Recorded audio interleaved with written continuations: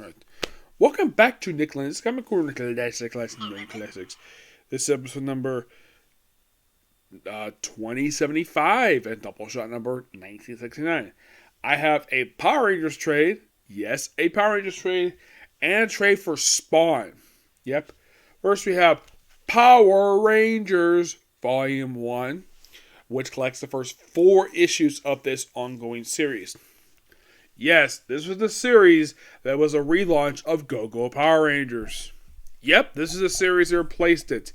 And this is the first 4 of 22 issues.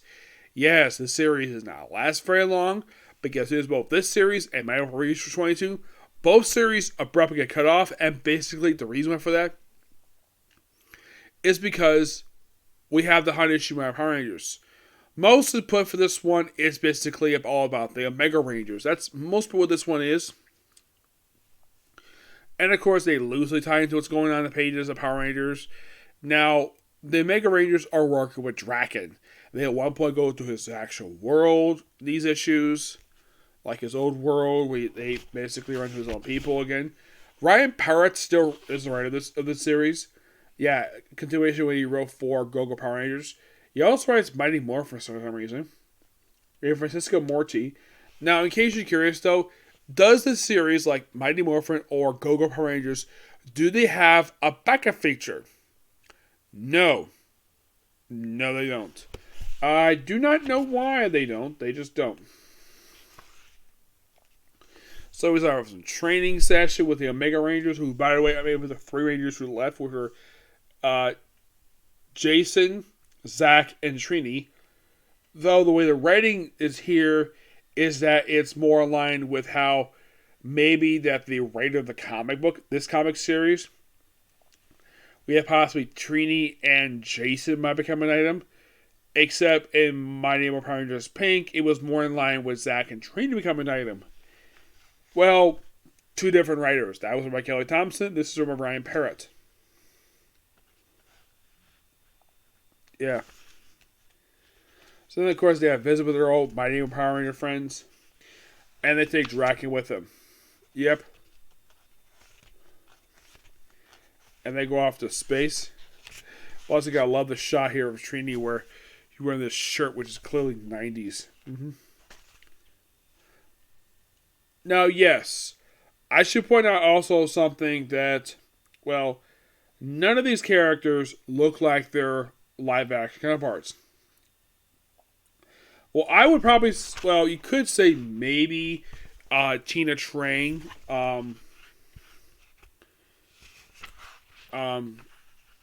Trini. Her character looks close to the original actress. For example, here is Jason. Does not look like Austin St. John. Nope. Here's a close-up of Zach, who was played by Walter Jones in the show.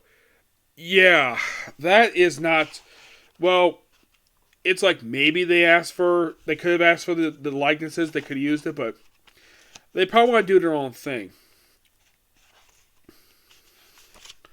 Here's one for you. Tommy. Yeah, that's not the late Jason or Frank. Nope. Yeah.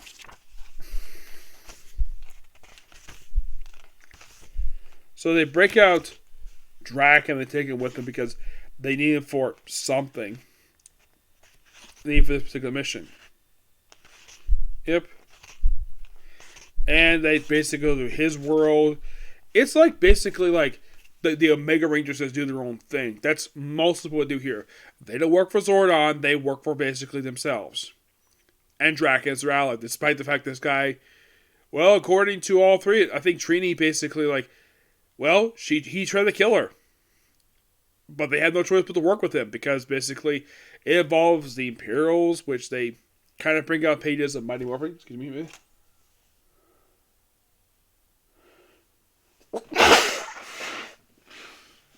Yeah. They bring up in Mighty Morphin.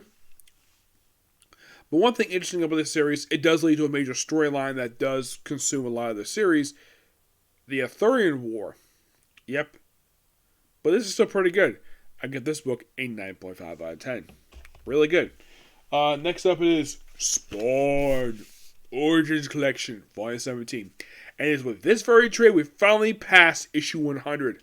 Finally. 99 and 100 are the final two appearances of Angela ever in Image Comics. Why? Because in issue 100 she dies. She gets stabbed by Bamonga.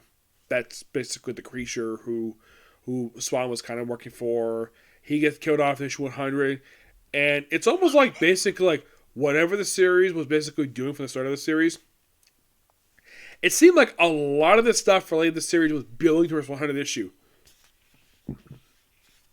Now, of course, there was now, in case you're curious, though, what is the reason why Tom McFarlane did this? Why did he kill Angela off in issue 100? The answer? Neil Gaiman. Because of his lawsuit that he filed, that he won,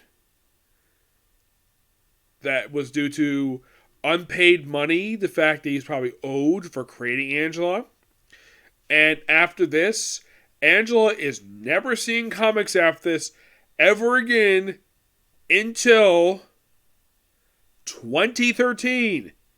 Yes, it takes. Now, by the way, I should point out, though, that we start off in the month of September of 2000. Yes, September of 2000. We have Tom from Brian Hooligan as the writers, Greg Capullo does 9 and 100, and the final 4 issues are bundled by Angel Medina. Danny Minky does some inking here, which he's a really good inker. Greg Capullo does some of the cover. He does 99, 102, 104. Here's a shocker. 100 is done by Todd McFarlane. Yes, which is probably the first cover he's done in probably some time. And 101 is done by the sadly the late George Perez. Plus, you gotta love the close-up here.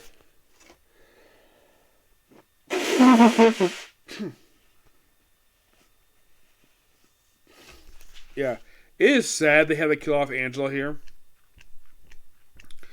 Now, you might be curious, though, when in the world did the issue come out for 100? That was November 2000. She didn't come back for 13 years. Yes, she was dead for 13 years. My guess is McFarlane just did not care to do anything with this character at all. And here's the strange thing about Angela that people may not know about her. Did you know that the only time you ever see her in trade paperbacks are these Origin collections? Her 2 miniseries, I think she had a 1-shot release from Image. To date, I have never seen these in trade. Never. If they are, I know nothing about it. Now, as for why in the world these series not in trade, well, this could be due to the fact Angela is a Marvel character now. She has been for the past 10 years now. Yeah, 10 years. Yeah, she first showed up in Marvel Universe in Age of Ultron number 10. Yeah, where she killed off one of the creatures in the Marvel Universe. That's where she showed up, and then Bendis just dumped her in Guardians of the Galaxy. And eventually she had 2 ongoing series and a mini-series, and they weren't financially successful for Marvel, so they just axed it pretty quickly. What is Anne doing nowadays? Well, occasionally she's been appearing as she was appearing in Strike Force, and of course she was also appearing as a recurring character in her brother's title, Thor. Yes. Now, the whole thing with her being Thor's sister, that was something Bendis had nothing to do with it at all. That was Jason Aaron and Al Ewing. They're the ones who retconned it that Angela was Thor's sister. His hot sister. And I'm surprised no one has ever told him this. Thor, your sister's hot. I'm sure probably that. Here's the strange thing, though. Tony Stark never met Angela. That's the strange thing about Angela. She barely has interacted in the Marvel Universe, and she's been there for 10 years. The only characters she's interacted with are the Guardians, I think Thanos, and Hela, and maybe, there's Thor, obviously, Loki, but that's it. Or at least whoever part of Strike Force. But she's never appeared in anybody's title. She never made a guest star outside of Thor. Yeah. But after this, no more Angela. Never mentioned in Spawn Comics ever again. No mention of her. No flashbacks of her. Nothing. And by the way, last November, 12 years since this issue came out. 12 years. And there's not a peep of her image. And you're probably thinking, Marvel's done not much with her at all. At least she's had an ongoing series. Image basically just put out 2 miniseries in a one shot. That's it. That's all they've done with Angela. Yep. Yeah. Though, that could be the reason for it, of why in the world they said they kill her off. Which, her death is pretty gory, and I'm not going to show it because he just walks up, talks to Spawn, then she gets stabbed with a freaking spear. Right through the back and right through... And apparently the way that Greg Capullo drew this... Yeah, Greg Capullo drew this issue. He drew it where one point when the spear it came out right between her breast, like right just the top of the top where her breasts are. Yeah, I have no idea why the heck he did this for. It's one of the most baffling things. Spawn is horrified the fact that Angela got killed. Yeah. Now, if I get a chance for Greg Capullo again, I'm going to ask him, why the heck did you draw Angela's death like this for? Oh yeah, let's just stab right through the freaking back and have the spear go right on top of her chest. He, of course, kills her, and of course, well... and then we have the whole thing with Wanda. Then the aftermath. Now, by the way, this thing ends early in 2001. So basically, we officially move Spawn out of the 20th century and move to the current century. So, after Angela's death, we mostly don't really do a lot here. Well, aside from seeing the birth of Wanda, basically... Actually, no. We do have one final appearance of Angela in issue 101. I kind of forgot she appeared here. Yeah. Maybe just one brief image to remind people, hey, she did. Yeah, you have Caligula appear here. Caligula, I think his name is. He's another Neil Gaiman character. I think he still occasionally appears. Unlike Angela, I think Neil Gaiman couldn't give a damn about the character. Probably because the character's more connected to Spawn than Angela is. And with 102, we moved into the year 2001. Yep. And we're here just for like the first few months. Yeah, we have Jason. I'm trying to remember his name. What was his name? I forgot I know he begins with W. He's one of Spawn's arch nemesis. Now, he may not have been the person who killed Spawn.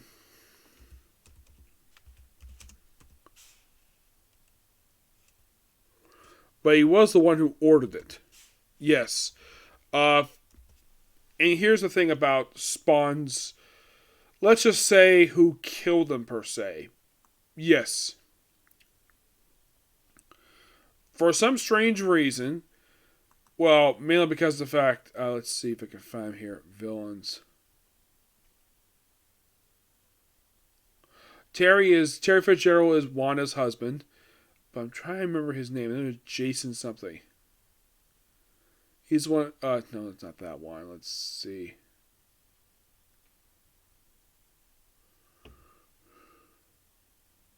Jason Wynn. That's his name. Jason Wynn. The man who ordered the death of Spawn. And he's got a scar across his eye. Yep. We don't have, it seems like Raptor Angela, aside from the birth of Wanda's child, who's still around, by the way, and now she's a teenager, we don't really get a lot happening here for these last few issues. Just, aside from 101, just basically with the aftermath. We have stuff with Nazis, which, it's okay. But, yeah, not a lot going on after issue 101. Yeah. But still pretty good. Still a good series, though. It's 9 out of 10. Yep. Now, in case you're curious, though, when the heck does the replacement Spawn come in? You know, Jim Downing. Jim Downing does not come into the book until issue, I think it was 180, I think it was.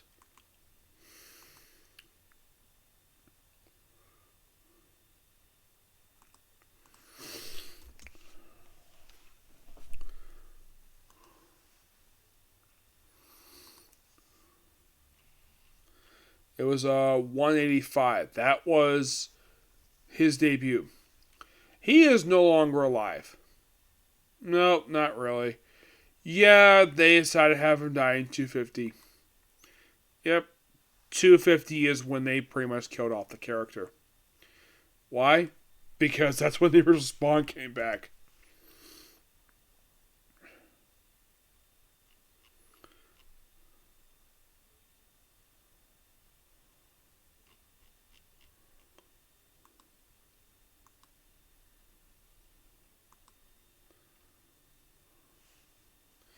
Of course, you still appearance of Sam and Twitch, and that's pretty much it here. Yeah, not much to say about this book, these two books. So yeah, that's it. Particular view. Oh, by the way, the Cogsclerio, that's the guy's name. That's he's the new game character. Yep, that's going to be pretty much it. Particular view. Next up is going to be Barto. Okay, next video. Bye.